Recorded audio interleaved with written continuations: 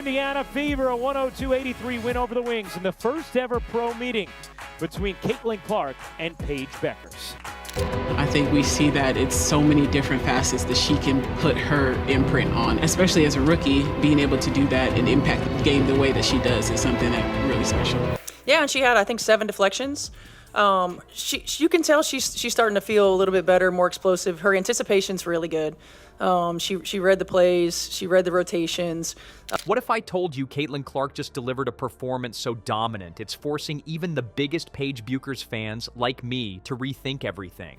From impossible offensive plays to a defense that's leveled up, Clark is rewriting the debates. And there's a twist. Her new look isn't just a hairstyle, it's a statement. You won't believe how this game shattered every ranking metric we thought existed.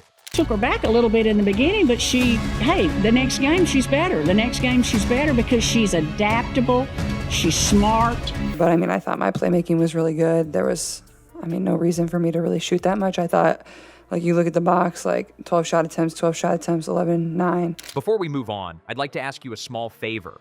If you appreciate this content, please take a second to like this video and subscribe to the channel.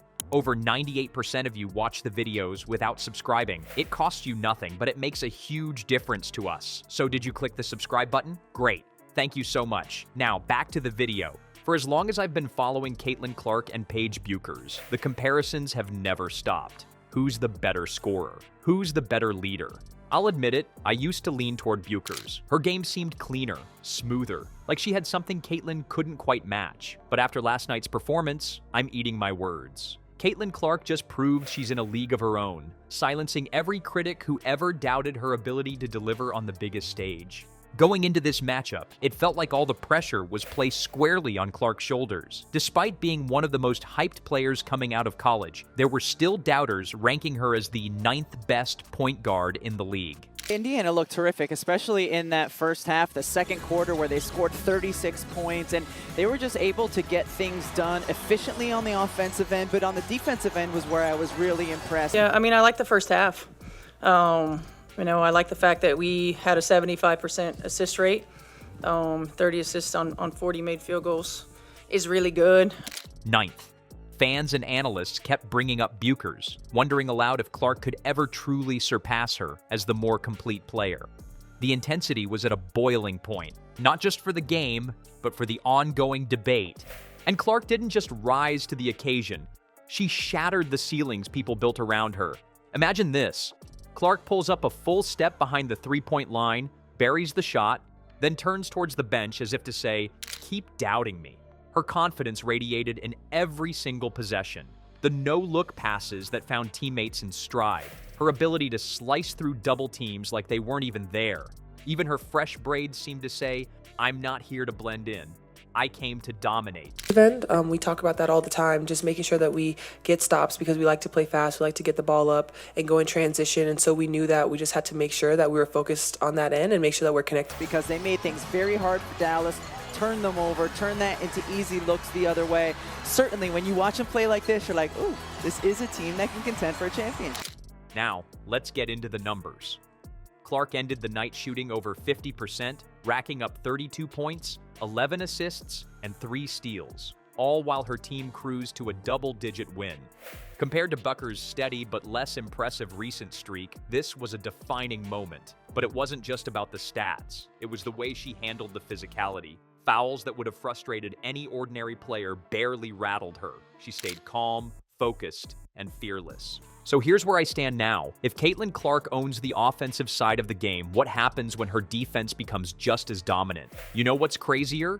Caitlin Clark isn't just lighting up the court on offense anymore. Her defense has turned into a major weapon. For years, critics pointed to her defensive game as her one weakness. She could shoot from the logo and dish out highlight reel assists, but when it came to locking down players or making impactful stops, it wasn't her strong suit. This season, though, she's flipped that narrative completely, and last night was the proof fans had been waiting for. Let's be real. The skepticism has been loud. Analysts questioned whether her defensive improvements were just a fluke. Wants everyone on her team to have that, and she has given that. It has infused several of our players to have more of that competitive spirit. Yeah, and she had, I think, 7 deflections. You can tell she's starting to feel a little bit better, more explosive. Her anticipation's really good. She read the plays, she read the rotations. Especially at the WNBA level, where players are stronger, faster, and more physical. Could she stick with quicker guards? Could she bang in the paint against bigger forwards? Doubts like these hung over her throughout her rookie year. But last night, in a game that seemed designed to test every bit of her growth, Clark made those questions feel outdated. Picture this. Late in the third quarter, Clark reads a pass before it even leaves the opponent's hands, darts into the lane, and snags the ball with one hand.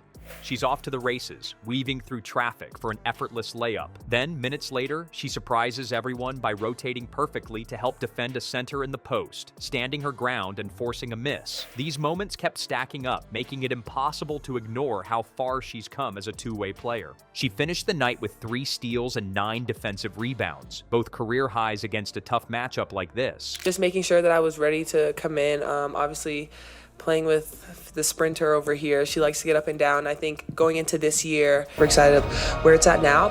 Caitlin with the ball in her hand, she talks to me a lot and she tells me do this or do that. And so I'm just trying to make sure I get to those spots because I know she can hit me. For context, those numbers dwarf her averages from last season, when rebounds in traffic and forced turnovers felt more like occasional highlights than consistent parts of her game.